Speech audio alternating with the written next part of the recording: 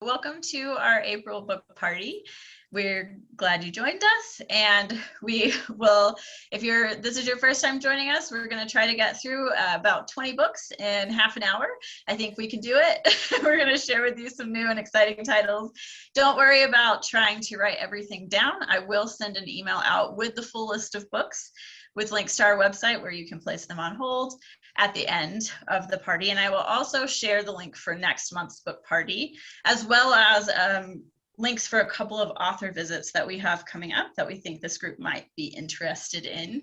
Allison, did you want to mention the adult one, and then I'll talk about the kid one that's happening? So on May 6th, we have two major authors coming in a discussion together. Chris Bajalian and Alice Hoffman will be talking together. Alice Hoffman, of course, is probably best known for her book Practical Magic, Magic Lessons, which is set in 1600 Salem and involves witchcraft, but in a very magical way. Chris Bajalian's newest book is more historical fiction about some women in 1600s Salem being accused of witchcraft. So we're pretty about their new books. He'll be here speaking the day before his brand new book comes out. So we're excited about that. And Catherine will be putting the link into the chat to sign up for that event. Yeah. So that one is happening on May 7th. Is that correct? 6th. It's my brain. May 6th. May 6th. One of those days. Yes, May 6th at 6 o'clock. So let me grab the link for that one real quick. I'll put that in the chat. And then the other one that's actually coming up this weekend is a virtual author visit for kids and teens. Newbery Medal winning author Erin Entrada Kelly is going to be coming to talk about her new book, We Dream of Space, which I read and is a beautiful story about a family who was growing up in the 80s during the Challenger explosion.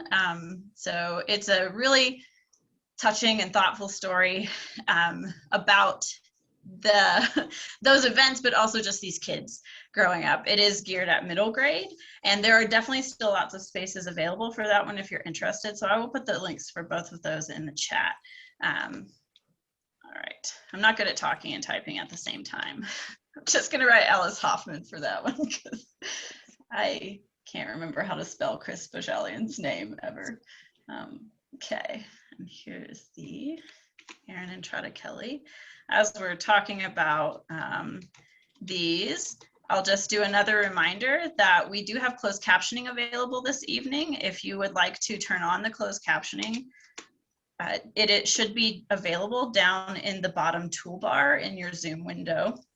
If you find it distracting and would like to turn it off, there's also the option to disable the closed captioning there. So whichever is preferable for you, do what works best.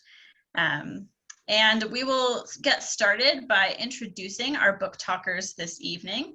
I will have y'all go in alphabetical order. I know I'm not always great at doing that, so if you would like me to give a point at you. I remember. It's good having a name that starts with A. My name's Allison Corcoran. I'm an adult services librarian with the district. Okay, introduce yourself. Okay. I am Dax Baylor. I work at the Southland Library as a library specialist lead and branch volunteer coordinator, and I use they, them pronouns. My name is Marina Valenzuela. I am our Spanish language librarian, and I work throughout the district. And I'm Pamela Halpern, another of the adult advisory librarians with Allison. Thank you. And my name is Catherine Bodie. My pronouns are she and her, and I will be your host for this evening. I'm one of our teen services librarians when I'm not hosting book parties. So, and even when I am hosting book parties, so there's that. All right, let me go ahead. I've got too many windows open on my computer as usual. Let me go ahead and get this presentation or PowerPoint into presenter mode, and I will share my screen. Make sure if I could get a thumbs up from our panelists to let me know that you can see that. Yes. Yes, okay, excellent. All right, so we will jump right in with Allison, and the rest of us will mute ourselves.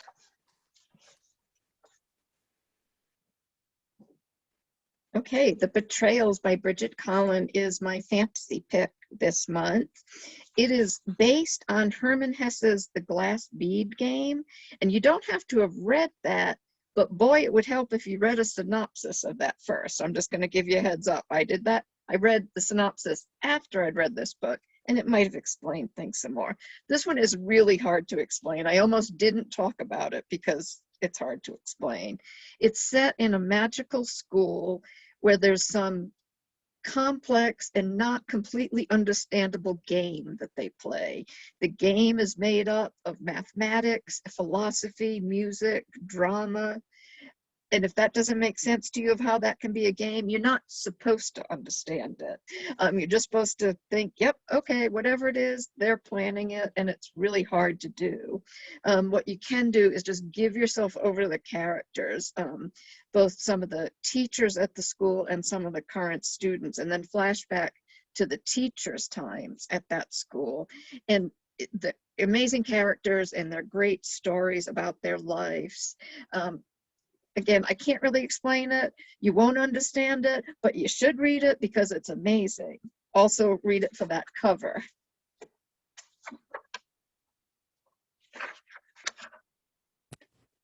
No Hard Feelings, The Secret Power of Embracing Emotions at Work by Liz Fuzlian and Molly West Duffy. This book is a good broad overview on what emotions we might encounter at work or around work, what might be the causes, and how we can manage them in productive ways. Topics cover everything from boredom to lack of interest to anxiety. Factors that might affect how we feel that are addressed include gender and an acknowledgement of the lack of studies into folks living outside of the gender norm, introverts versus extroverts, race, intersectionality, etc. Throughout the book, there are cute comics that help demonstrate the author's points. There's also looking at it from a leadership and management point of view. It's a whole lot of fun and really great caveats to what they don't know, and great reading materials for individuals who might have a better understanding your point of view and in the workforce with emotions.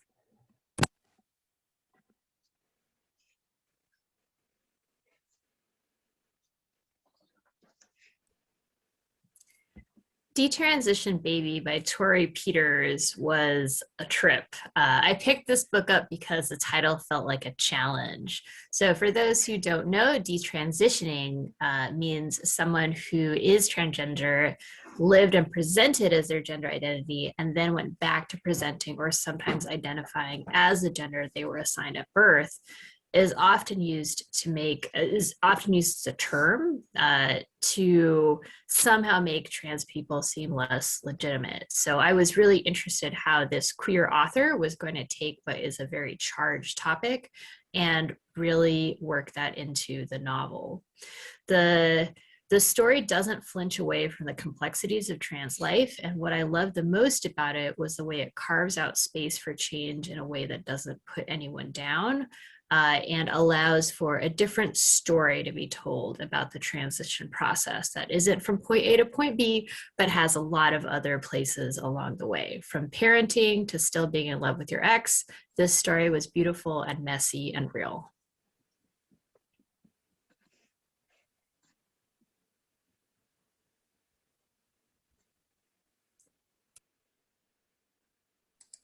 Sorry, I should have unmuted sooner. I'm sorry. My first book, Cher Ami and Major Whittlesey, is a historical fiction set in World War I and based on a true story. It is a novel, but based on a true story. Cher Ami is a female messenger bird or messenger pigeon.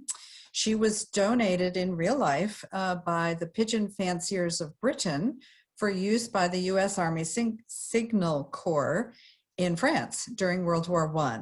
Major Charles Whittlesey was a US Army officer. So as I said, this takes place in World War I and of course during some battles. So that part is hard, but Cher Ami delivered many messages during the battles in France back to headquarters and was a major reason for some of the victories because she was able to get word back to, as I said, to the people that needed to help out. The charming part of the book is that the story is told in alternating voices of Cher Ami and Major Whittlesey. Whittlesey. She is just charming. She has really interesting takes on life, on people, on her life, on battles, and all what is happening. It's just lovely. And of course, then the other alternating voices is Major Whittlesey telling about his experiences and the other men in these terrible situations. I will never forget Cher Ami. She is actually stuffed. Her little body is stuffed at the Smithsonian in Washington, D.C. She's a real bird. She is the bravest of all pigeons. Thank you. Wow, I can't top that. My book was not narrated by a pigeon, although part of it is narrated by an alien. So, okay. Axios End by Lindsay Ellis is my science fiction book. It's a first contact story that presumes that aliens have been on Earth for decades, but the government has covered it up because, of course. But then this real prominent conspiracy theorist leaks the story to the press. And he has not been in contact with his family for a long time, but somehow the government really starts investigating his daughter, and she gets involved and ends up meeting one of the aliens and eventually is able to sort of establish a relationship with the aliens and able to communicate with them. So she ends up serving as the interpreter between the aliens, the government, other people that are involved. It was really good on audiobook. That's actually how it came to my attention because it won some audiobook awards last year. If you like the imagination of science fiction, but you're not really into the space opera, spaceship battles, this might be a good choice for you.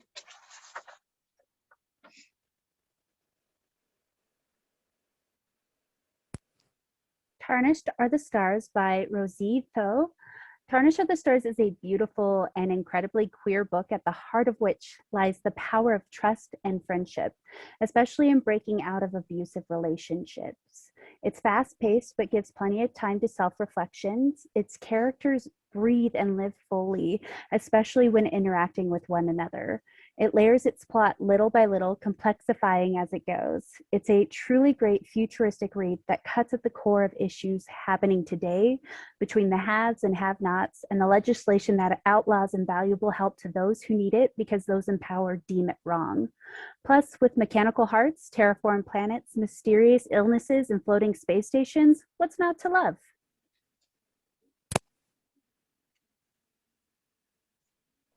That's like the polar opposite of Allison's book. So if you want deep sci-fi, Tarnished Are the Stars. If you want not so much sci-fi, Axios End.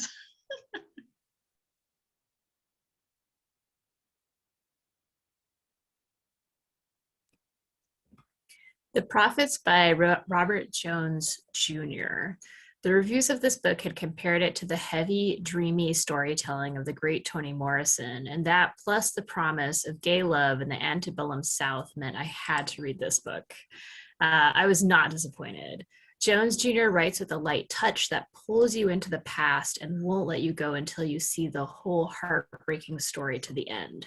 If you enjoyed Beloved, or, well, enjoyed is a strong word, maybe was moved by Beloved or Sing Unburied Sing, this would be an outstanding companion piece.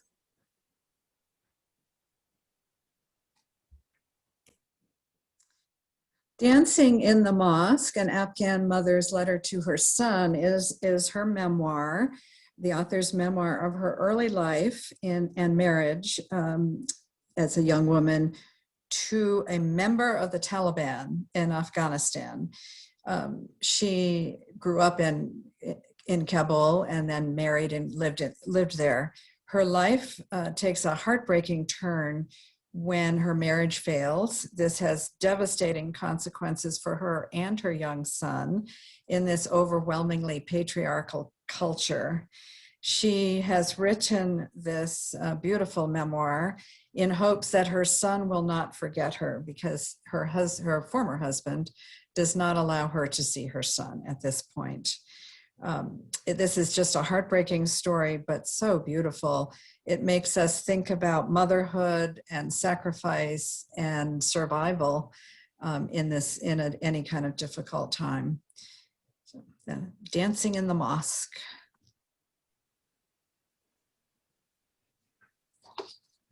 Okay, the Thursday Murder Club by Richard Osman came out last year, but I just have read it and wanted to talk about it.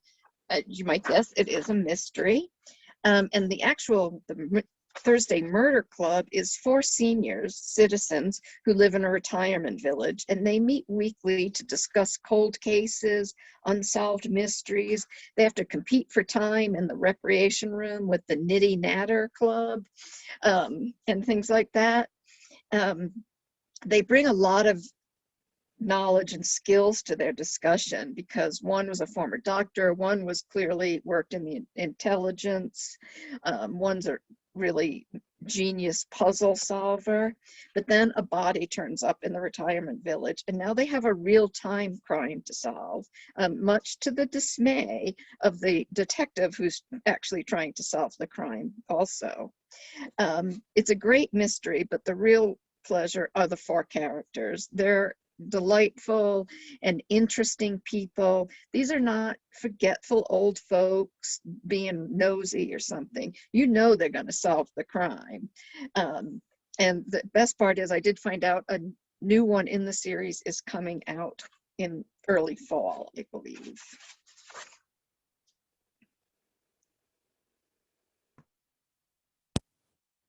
Fireheart Tiger by Alette de Bodard. She has crafted an incredibly gorgeous world featuring sapphic characters and a pre-colonial fantasy drawing Vietnamese inspiration. At its core, Fireheart is a romance, but the main story is one of self-growth, of breaking out of toxic relationships and realizing your worth one small step at a time. Codependency is a major theme and is something the protagonist Thun struggles with throughout the book. I felt it was a very thoughtful examination of unhealthy relationships with a character who is craving love and the approval of others because of her own insecurities. With that said, the story of this novella never gets too heavy or dark with its themes, and the flame of hope is a beacon throughout.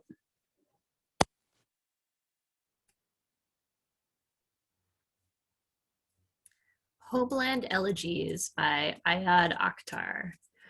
Unsparing is how I would describe this book.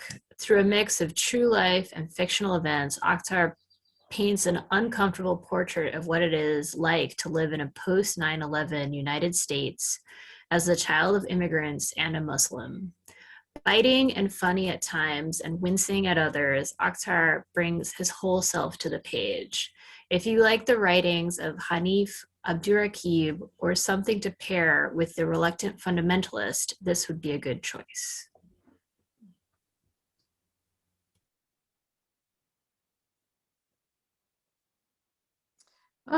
Gin Patrol on the Purple Line by Deepa Anapara. This is her debut novel. In it, 9-year-old Jay lives at the end of the Purple Metro line in a large city in India.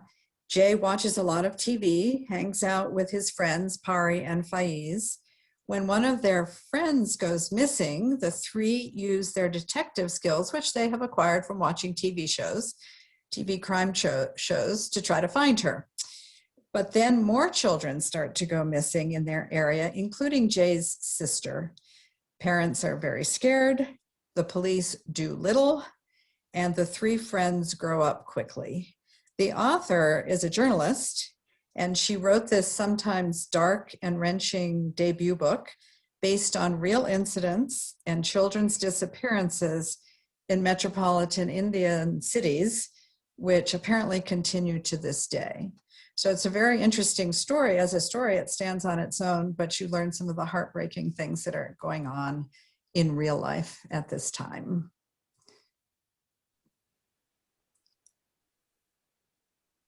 I loved that one also, Gin Patrol. Okay, so End Papers by Alexandra Wolf is nonfiction. It's a family memoir. As you can see from the subtitle, uncovering a German-American family story of books, war, escape, and home. And it is all that. Alexandra Wolf is a former Sports Illustrated writer. And it's about his family going back to pre-World War I Germany. And there's a lot of information and records and photographs because they were very prominent. All branches of the family were fairly prominent in publishing, in industry. His grandfather was a very prominent publisher in Germany, who then left Germany right before World War II, came to New York and established the Pantheon Press. But his father stayed in Germany. His Jewish father stayed in Germany and ended up serving in the German army. And that was kind of his way as passing as non-Jewish to avoid the Holocaust. So it's just a fascinating book about being Jewish in Germany at that time, about publishing in Germany, and then of course what happened there, and then again, more publishing in the United States. I don't read many memoirs, and I was fascinated by this.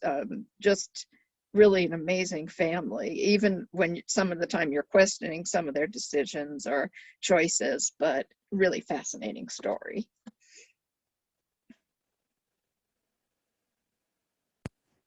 I'm So Effing Tired, a proven plan to beat burnout, boost your energy, and reclaim your life by Amy Shaw. Written by a doctor with a traditional Western medical practice who is also open to some functional medicine and traditional Chinese medicine ideas into her practice. Dr. Shaw focused on how hormones can contribute to problems of fatigue. I really appreciated all the specific dietary information and advice, even though it's of course not easy to hear. Sugar is the root of nutritional evil. I know it, I've heard it, but still struggle with giving it up. Because this book was written by an MD, it has a lot less woo than some of the books on this topics I've read, and is refreshingly science-based. Dr. Shaw intersperses her advice with stories of patients from her own practice and with her own story, which I found quite compelling. There's also a lot of great information about intermittent fasting and how to safely and properly use fasting to benefit your health. As with all things, talk to your doctor first.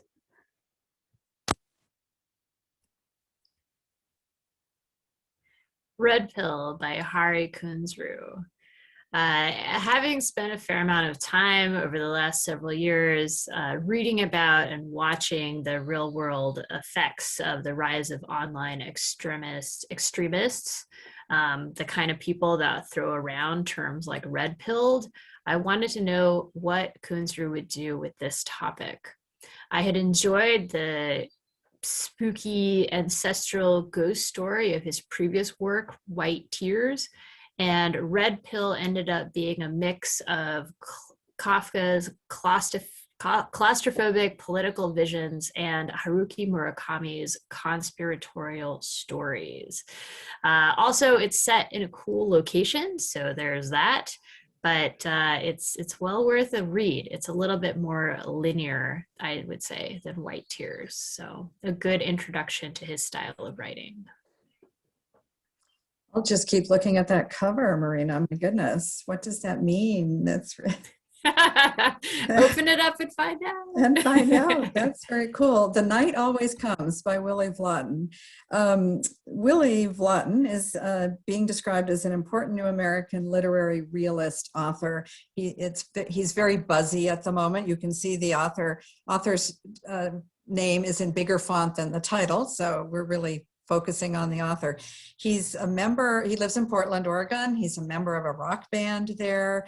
And that group has released 9 albums, so he's creative on a number of levels. His books he's written several other novels, and they're all set in the American West, and they explore the circumstances and relationships of people near the bottom of America's social and economic spectrum. This one is set in Portland, Oregon, which he knows well. I haven't been to Portland, but boy, I could sure sense what it would be like to be there. The main character, Lynette, is 30, working 3 jobs to help support her mother and her disabled brother. She and her mother have saved some money to buy the house that they live in because they're renting it and the landlord wants to sell it. It's a becoming gentrified area, so he could get a lot of money for this house. She thinks they have saved the money until her mother tells her, oh no, I've taken the money and I'm going to go buy something and move somewhere else. You can continue taking care of your brother. So set over 2 days, Lynette hustles to scrounge enough money to then put down and buy the house for her and her brother, or the landlord will sell it and they will essentially be homeless. This novel is pretty gritty and it provokes thoughts about, the so-called American dream of home ownership, whether all of us can really achieve it. Is it a hollow promise for Lynette and her family in the midst of Portland's gentrification? So it has a lot to say to us I think in many parts of the country and in many circumstances. So that's The Night Always Comes. And I believe his band recorded some soundtracks to go with the book because he is in the band. So I didn't know that, Allison. You might need to look that up and something. Oh, Yes. good. No, I didn't know that. Thanks. Okay, Arsenic and Adobo by Mia Manzanella. This was just a delight. It's a mystery. It's the first in a new series, which makes that even better. And if you want a mystery without too much violence and with recipes, but not too cutesy like some of those mysteries tend to get, cozy mysteries can be a little too cutesy. This is perfect. It's set in a Filipino restaurant and centers on a Filipino-American family. And between the restaurant and their home, they are just completely obsessed with food. And so is this book. But somebody dies in the restaurant and they are closed down while it's investigated because they think he has been poisoned. The plot involves a restaurant reviewer and a scheme to give restaurants bad health reviews and then push them to a certain contractor to fix any shortcomings because of their health inspection. Since the mystery does involve other restaurants, the young woman goes to visit Mexican restaurants, soul food restaurants, Chinese restaurant, every coffee shop in town to talk to them, and describes all the food she eats there, as well as then going home to see what her family has cooked at home. It was a fun mystery story, but mostly it's the food. You'll want all the food, and you'll learn so much about Filipino-American culture, language, cooking. I just had a great time with it, and also have just Googled, and there is a Filipino restaurant in Aurora that I will be visiting soon because of this book.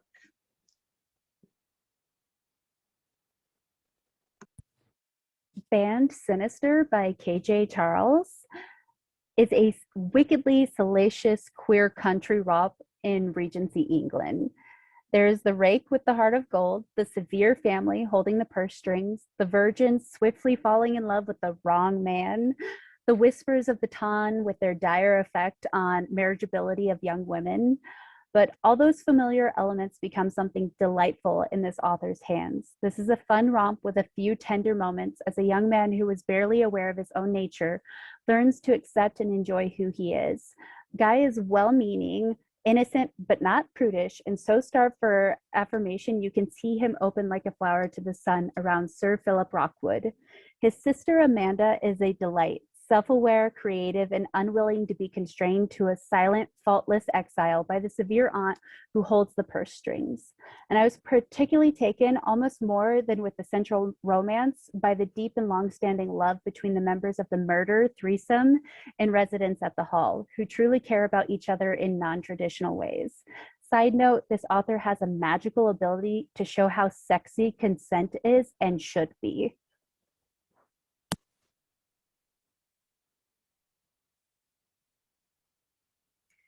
Woman on the Edge of Time by Marge Piercy.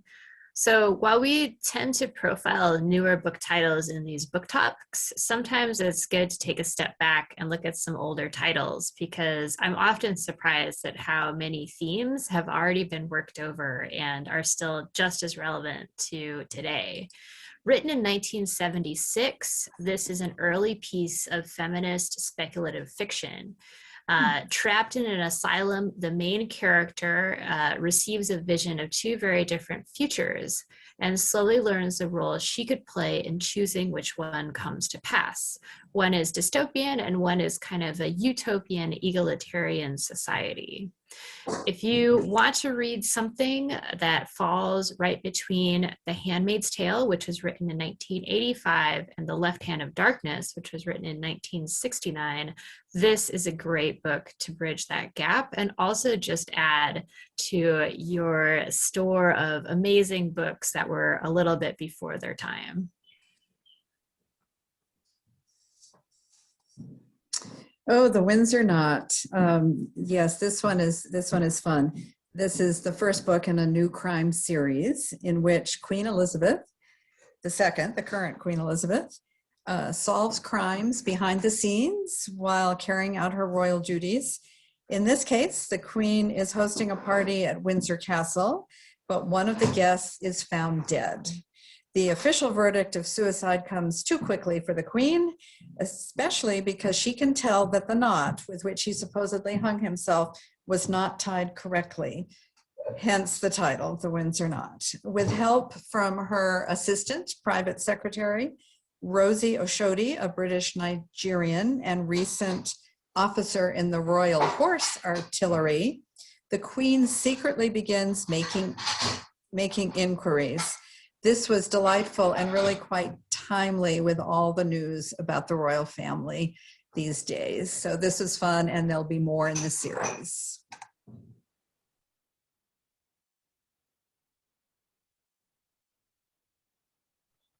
Okay. Thank you.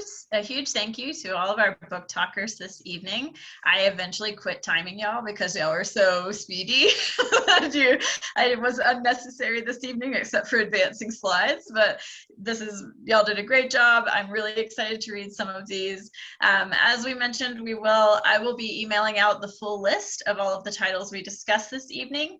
If you're interested in joining us, our next book party will be on Tuesday, May 18th at 7 p.m. And we will have a mix of adult and teen titles that evening. And we look forward to having you join us there. Have a good evening, everyone.